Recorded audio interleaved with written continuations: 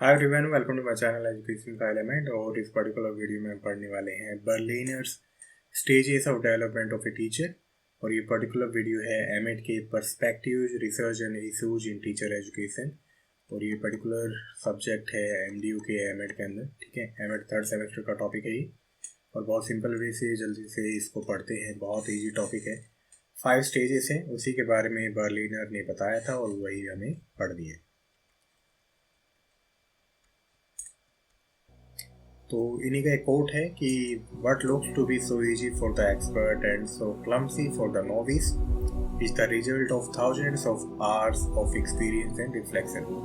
है ना, कोई काम एक्सपर्ट के लिए इजी है लेकिन नोविस जो कि उस फील्ड में नया है उसके लिए क्लमसी है, थोड़ा मुश्किल है।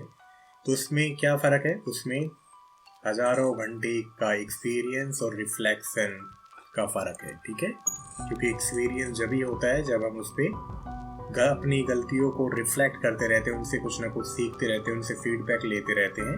और वही काम फिर एक एक्सपर्ट के लिए इजी बन जाता है और नोविस के लिए वो काम थोड़ा क्लमसी या थोड़ा मुश्किल बन जाता है। तो इस वीडियो में इंट्रोडक्शन, ब्रीफ हिस्ट्री, जो भी इनकी स्टेजेस है उसके बारे में, और कुछ एग्जांपल्स दिए कि क्यों एक नोविस है और एक एक्सपर्ट है। ठीक है, तो सबसे पहले बर्लिनर का पूरा नाम है डेविड सी बर्लिनर, और ये प्रोफेसर थे psychology in education and curriculum and instruction में एरिजोना स्टेट यूनिवर्सिटी में। स्पेंसर फेलो थे centre for advance study in behavioural science में। और ये जो पर्टिकुलर स्टेजेस हैं ये उन्होंने दी थी 1988 में। कब दी थी? एक कॉन्फ्रेंस हो रही थी 1988 में, American association of colleges for teachers education AACTE Washington DC में, जिसका टाइटल था the development of expertise in pedagogy. इसी कॉन्फ्रेंस में इन्होंने 5 स्टेजेस के बारे में बताया था। और ये 5 स्टेजेस क्या थी कि स्किल डेवलपमेंट इन टीचर्स। तो ये 5 स्टेजेस थी: novice, advance beginner, competent teacher, proficient teacher and expert teacher. तो ये 5 स्टेजेस के बारे में बर्लिनर ने बताया था। तो इसको प्लीज अच्छे से याद रखना क्योंकि पूरा टॉपिक इसी पे है। लेकिन ये 5 लेवल पहले ही किसी ने बता दिए थे। तो बर्कली यूनिवर्सिटी के प्रोफेसर थे हॉवर्ड ड्रेफिस एंड स्टुअर्ट ड्रेफिस। तो इसको ड्रेफिस मॉडल ऑफ स्किल एक्विजिशन कहते हैं। इन्होंने ये मॉडल दिया था 1986 में, लेकिन ये मॉडल इन्होंने दिया था स्किल एक्विजिशन की फील्ड में। ठीक है, ड्रेफिस ने ये मॉडल दिया था, दोनों भाइयों ने।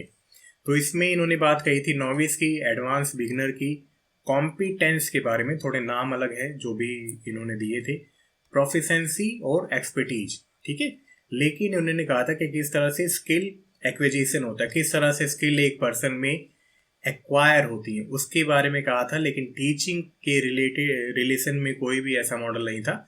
तो बर्लिनर ने इसी को यूज करके टीचिंग के फील्ड में वो 5 लेवल दिए या 5 स्टेजेस दिए कि टीचर किस तरह से नोविस टू एक्सपर्टीज या एक्सपर्ट टीचर बनता है। ठीक है, उसका बेस ये था, ड्रेफिस मॉडल था। तो पता होना चाहिए, इंपॉर्टेंट नहीं है लेकिन फिर भी पता होना चाहिए। तो ये क्या कहते हैं कि जो भी टीचर एजुकेशन कॉलेजेस होते हैं ना, टीचर ट्रेनिंग इंस्टीट्यूट होते हैं, वो क्या बनाते हैं? जब हम इंस्टीट्यूट में जाते हैं तो हम नोविस होते हैं, with the support we become advance beginner, है ना, और बाद में हम कॉम्पिटेंट टीचर बनते हैं। तो ये क्या हाइपोथेसिस देते हैं? बर्लिनर ने कहा कि आई हाइपोथेसाइज्ड दैट कि novice are generally student and first year teachers. ठीक है, कि नोविस वो हैं जो स्टूडेंट हैं या पहले साल में टीचिंग कर रहे हैं। ठीक है, उसके बाद क्या होता है, सेकेंड या थर्ड ईयर में वो बनते हैं एडवांस बिगनर्स। ठीक है, देन अगर उनमें टैलेंट है, मोटिवेशन है, तो थर्ड एंड फोर्थ ईयर में वो बनते हैं कॉम्पिटेंट टीचर। राइट, तभी जो सीटेट होता है या कोई भी टेट एग्जाम होता है या कोई भी टीचर्स एग्जामिनेशन होती है या केवीएस लगा लो या एनवीएस के कह सकते हो आप, तो क्या देखती है वो? हमें बेसिक कॉम्पिटेंसी ही देखती है कि हम आगे चल के एक अच्छे टीचर बन सकते हैं या नहीं बन सकते हैं। हमें वो टीचिंग एप्टीट्यूड है या नहीं है, राइट, जो कि एक अच्छा टीचर बनने के लिए ज़रूरी है। तो शुरू में नोविस होते हैं, फिर एडवांस बिगनर होते हैं, फिर कॉम्पिटेंट टीचर बनते हैं, ठीक है। तो उसी कॉम्पिटेंसी को चेक किया जाता है कि जो प्रोस्पेक्टिव टीचर है या जिन्होंने बीएड की है, डीएलएड की है, या कोई भी टीचर्स ट्रेनिंग की हुई है, उनमें वो बेसिक कॉम्पिटेंसी है या नहीं है।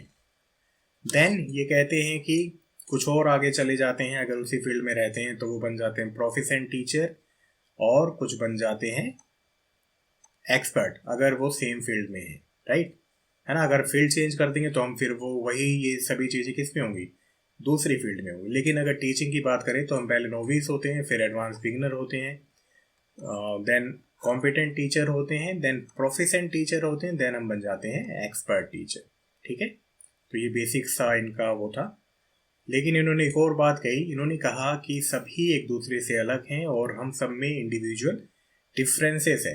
तो इंडिविजुअल डिफरेंसेस भी रोल प्ले करते हैं कि हम किसी पर्टिकुलर स्टेज को कितने देर में या कितना हमें टाइम लगेगा उस पर्टिकुलर स्टेज तक जाने में। तो इंडिविजुअल डिफरेंसेस भी मैटर करते हैं। ऐसा ज़रूरी नहीं है कि जो भी इन्होंने टाइम बताया उसके अकॉर्डिंग ही वो आगे मूव ऑन हो, राइट। चलो देन अब इनके स्टेजेस के बारे में पढ़ते हैं अच्छे से।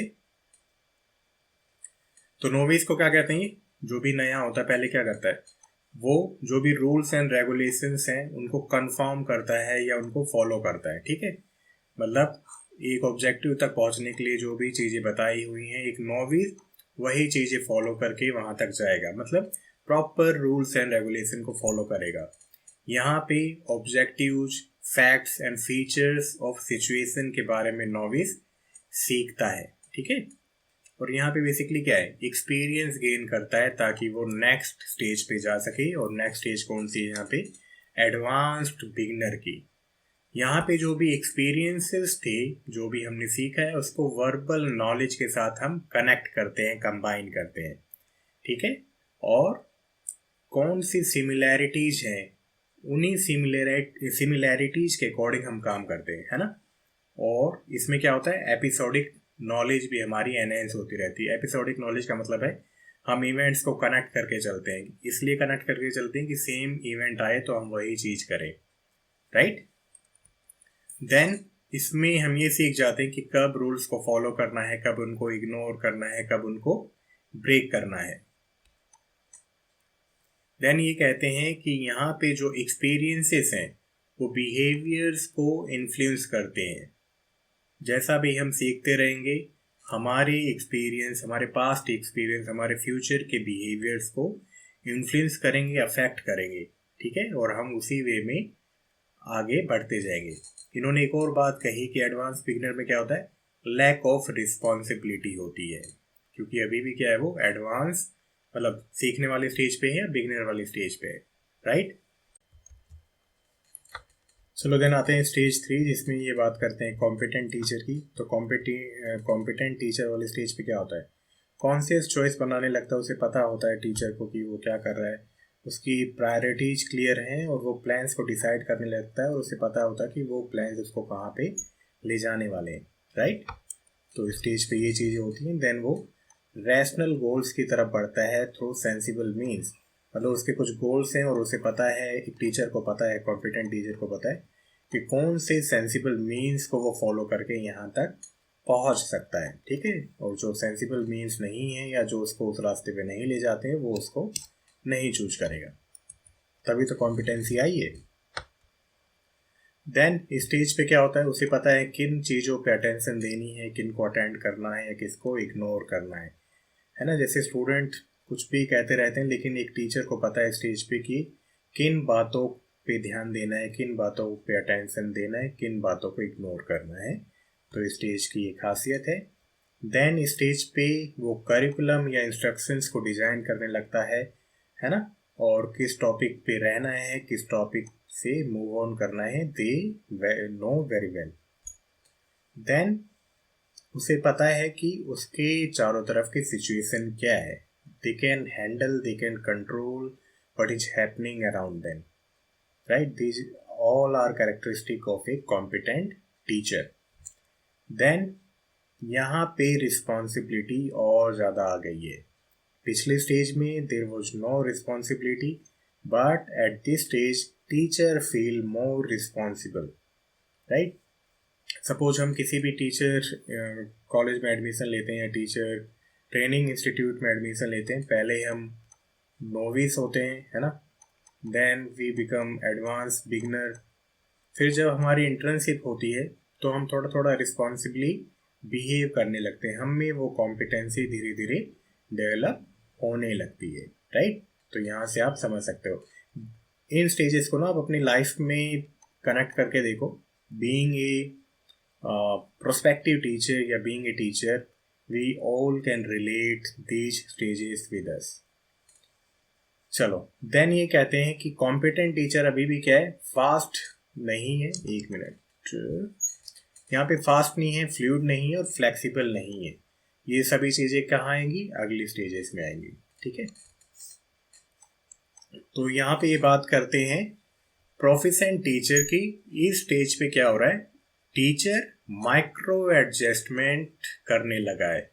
इन्होंने माइक्रो एडजस्टमेंट का एग्जांपल दिया है कि जब हम साइकिल चलाते हैं लंबी दूरी तक, तो हम साइकिल चलाते वक्त क्या करते हैं? माइक्रो एडजस्टमेंट करते रहते हैं, ठीक है?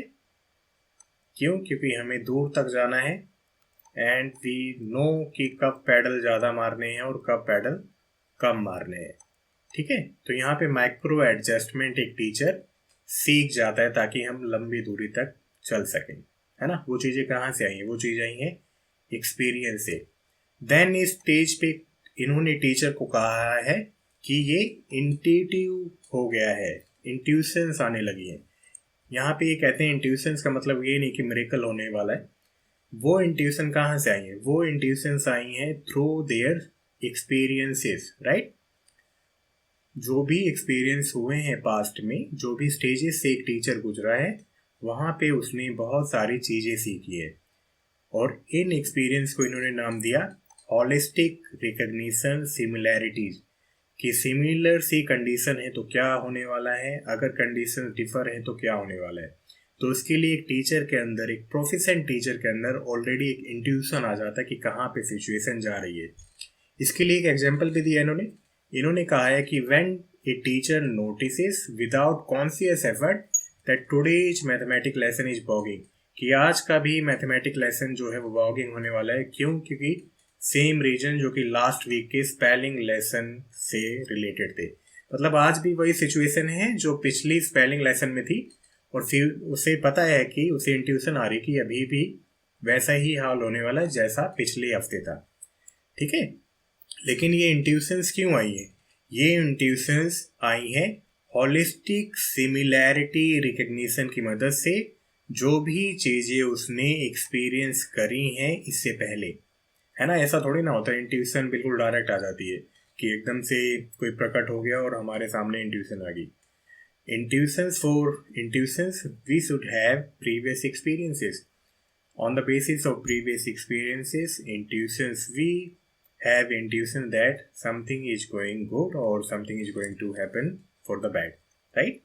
So ये चीज़ें ध्यान रखना कि स्टेज पे क्या होता है. चलो देन बात आती है 5 स्टेज की, एक्सपर्ट स्टेज की.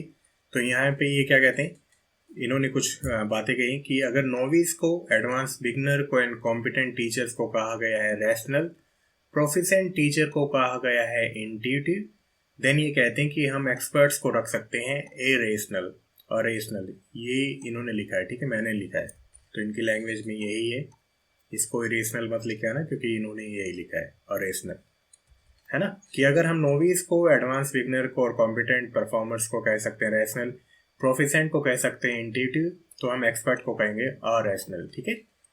लेकिन इसके तहत भी ऐसा नहीं कि वो इरेशनली चीज़ों को सोच रहा है, उसके पीछे बहुत सारा एक्सपीरियंस है, तभी एक्सपर्ट उन चीज़ों को इन द फ्लो, ठीक है, वो होने देता है. तो इस स्टेज को ये क्या कहते हैं? इस स्टेज पे ये कहते हैं कि टीचर जो है उसमें फ्लूइड परफॉर्मेंस या एफर्टलेस परफॉर्मेंस आ गई है। क्यों? क्योंकि भाई टाइम के साथ बहुत सारा उसने एक्सपीरियंस गेन किया है और वो इस स्टेज पे पहुंच गया है कि जो उसकी परफॉर्मेंस है उसमें फ्लूइडिटी आ गई है, एफर्टलेस हो गया है वो, है ना। सपोज कोई फॉर्मूला 1 का ड्राइवर है, आप एक अच्छे ड्राइवर बन गए हो, अच्छे मतलब एक्सपर्ट ड्राइवर बन गए हो, देन इन्होंने कहा कि आप गाड़ी के साथ उस गाड़ी का पार्ट बन गए हो, ठीक है, और आपको पता है कि आपका कनेक्शन हो गया मशीन और आपके साथ, तो जो भी परफॉर्मेंस है ना वो बहुत ज़्यादा फ्लूइडिक नेचर की हो गई, बहुत ज़्यादा एफर्टलेस हो गई है, राइट। तो इन्होंने ऐसे एग्जांपल दिए हैं कि अगर हम एक एक्सपर्ट को देखते हैं तो हमें लगता है कि वो बिल्कुल एफर्टलेस परफॉर्मेंस दे रहा है, लेकिन उस एफर्टलेस परफॉर्मेंस के पीछे बहुत सारा एक्सपीरियंस है। तो इन द सेम वे एक एक्सपर्ट टीचर अगर ऐसा शो कर रहा है कि वो किसी भी तरह का एफर्ट नहीं दिखा रहा है, लेकिन उसके पीछे बहुत सारा एक्सपीरियंस है, राइट। तो ये मानते हैं कि जो एक्सपर्ट होते हैं उन्हें पता होता है कि वो कहाँ पे हैं, क्या चीज कर रहे हैं, और राइट टाइम पे मतलब सही समय पे सही चीज कर रहे हैं। ओके, देन ये कहते हैं कि क्वालिटेटिवली डिफरेंट परफॉर्मेंस देते हैं experts if we compare them with novice and competent performer. Of course जो नोविस होगा वो अलग वे से परफॉर्म करेगा, जो कॉम्पिटेंट होगा वो अलग वे से परफॉर्म करेगा, और जो एक्सपर्ट टीचर होगा वो अलग वे से परफॉर्म करेगा। क्यों? क्योंकि तीनों के एक्सपीरियंसेस में बहुत सारा डिफरेंस है, ठीक है। तो एक्सपर्ट स्टेज को इन्होंने इस तरह से डिफाइन किया है। देन ये एक और बात कहते हैं, इन्होंने इनका एग्जाम्पल कोट किया है कि सॉन 1983 में कहते हैं कि एक्सपर्ट्स के बिहेवियर क्या है, नॉलेज इन एक्शन है, राइट। कि जो भी उन्होंने नॉलेज गेन करी है थ्रू टाइम वो उनके एक्शंस में दिखती है, इसीलिए हमको उनका परफॉर्मेंस एफर्टलेस लगता है, ठीक है। और एक्सपर्ट्स क्या करते हैं, गो विद द फ्लो, कि जैसा चल रहा है चलने दो, जहाँ पे गलती होगी they will manage, right. Until unless जैसे नोविस होते हैं, कुछ भी गड़बड़ हुआ तो बहुत ज़्यादा वो उनको प्रॉब्लम होने लगती है, लेकिन expert go with the flow until unless worst is not happening, है ना। तो ये चीज़ें एक्सपर्ट स्टेज पे आ जाती हैं जब एक्सपर्ट टीचर कोई बनता है। तो इसको अपनी लैंग्वेज में लिख देना, आपको जैसे भी समझ में आ रहा है। चलो देन ये कुछ और बातें कहते हैं। ये क्या कहते हैं, हो सकता है इंडिविजुअल्स अलग अलग तरह के कैरेक्टरिस्टिक शो करते हो, ठीक है ना। ऐसा जरूरी नहीं है कि नोविस है तो एक ही स्टेज पे, हो सकता है वो नोविस रहते हुए भी उनमें कुछ कैरेक्टरिस्टिक हो एक्सपर्ट की। कोई कॉम्पिटेंट स्टेज पे हो सकता है कुछ पर्टिकुलर स्किल्स में वो नोविस हो सकता है कुछ पर्टिकुलर स्किल में वो एक्सपर्ट हो। तो ये डिपेंड करता है पर्टिकुलर सिचुएशंस को लेके। हो सकता है कोई नोविस है लेकिन वो प्रेजेंटेशन स्किल बहुत अच्छी है, बहुत अच्छी पीपीटी बनाता है, बहुत अच्छी उसकी आईसीटी नॉलेज है ना। तो वही चीज़ कहना चाहते हैं कि एक पर्सन में हो सकती है वो दूसरी स्टेज या अनदर स्टेज की कैरेक्टरिस्टिक को शो करता हो, राइट। आई होप आप समझ रहे हो। देन इन्होंने एक बात कही कि इन्होंने बहुत सारा डाटा कलेक्ट किया और इनके कलीग ने बहुत सारा डाटा कलेक्ट किया, और ये कहते हैं कि ये आगे चल के ह्यूरिस्टिक का मतलब होता है एक्सपेरिमेंटल वैल्यू रखता है, जिसको फ्यूचर में टीचर एजुकेशन की फील्ड में यूज किया जाएगा। तो ये बिल्कुल सही थे वर्डलाइनर, क्योंकि आज हम उनकी स्टेजेस पढ़ रहे हैं, क्योंकि इसके पीछे बहुत ज़्यादा ह्यूरिस्टिक या एक्सपेरिमेंटल डाटा है ना, एक्सपेरिमेंटल प्रूफ है, एक्सपेरिमेंटल वैल्यू है, and that's why we are learning his stages of development of a teacher, right. तो जो भी इन्होंने कहा था बिल्कुल सही है। तो अब किसी को वीडियो बंद करना है तो बंद कर सकते हैं, ये थोड़ा एक्स्ट्रा पॉइंट है। तो इन्होंने किसके बेस पे कहा था कि नोविस है और एक एक्सपर्ट टीचर है। तो इन्होंने 6 कंडीशंस दी थी अलग अलग एक्सपेरिमेंट के जरिए। 6 क्वेश्चन थे अलग अलग सिचुएशंस से रिलेटेड, कि इंटरप्रेटिंग क्लास फेनोमेना में एक नोविस क्या करता है, एक एक्सपर्ट टीचर क्या करता है, डिसर्निंग या अंडरस्टैंडिंग द इम्पोर्टेंस इवेंट, कि क्लासरूम में जो भी इंपॉर्टेंट इवेंट है कैसे एक नोविस उसको स्टडी करता है, कैसे एक एक्सपर्ट टीचर उसको स्टडी करता है, रूटीन्स को कैसे नोविस देखता है, एक्सपर्ट टीचर देखता है, predicting classroom phenomena, judging typical and atypical event, है ना। इसमें एक एक्सपर्ट जो जरूरी इवेंट उन्हीं पे ध्यान देता है, ज़्यादा फालतू की चीज़ों पे उतना ध्यान नहीं देता है। Evaluating performance, responsibility and emotions. तो ये 6 क्राइटेरिया थे जिनके बेस पे एक नोविस और एक्सपर्ट का डाटा कलेक्ट किया गया through him and through his colleagues. ठीक है, तो मैं एक एग्जांपल दे रहा हूँ आपको इस पर्टिकुलर चीज का, डिसर्निंग और understanding the importance of event, कि कौन कौन से क्लासरूम में इवेंट हैं या कौन से ऐसे इवेंट हैं जिनकी इम्पोर्टेंस है। तो यहाँ पे इन्होंने क्या करा, स्लाइड्स दिखाई क्लासरूम सीन की बहुत जल्दी जल्दी, ठीक है, ताकि विजुअल प्रोसेसिंग स्किल्स को चेक किया जा सके क्लासरूम इंफॉर्मेशन की। तो जो भी रिस्पॉन्सेस थे बिल्कुल सही दिखाते थे पोस्टुलेंट और नोविस और एक्सपर्ट टीचर की। इन्होंने एक टर्म यूज करी, पोस्टुलेंट टीचर। पोस्टुलेंट टीचर कौन होता है? पोस्टुलेंट टीचर वो होता है जिसको सब्जेक्ट मैटर नॉलेज तो होती है अच्छी, लेकिन उसमें पेडागोजिकल नॉलेज नहीं होती। जैसे कई फील्ड है ना, इंडस्ट्रीज जैसे इंजीनियर्स होते हैं, कंप्यूटर स्पेशलिस्ट होते हैं, साइंटिस्ट होते हैं, नॉलेज को ट्रांसफर तो वो भी कर रहे हैं लेकिन उनको पेडागोजिकल नॉलेज नहीं है। ठीक है, सब्जेक्ट मैटर नॉलेज बहुत अच्छी है लेकिन उनको पेडागोजिकल नॉलेज नहीं है, उनको क्लासरूम एक्सपीरियंस नहीं है, उनको स्कूल का एक्सपीरियंस नहीं है।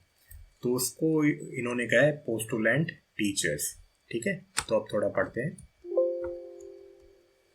देखो अब पोस्टुलेंट टीचर कैसे रिप्लाई करता है क्लासरूम सीन्स को देख के, कि blonde hair boy at the table looking at papers, girl to his left reaching in front of him for something. Novice कैसे डिफाइन करता है, kids a classroom, student with back to camera working at table.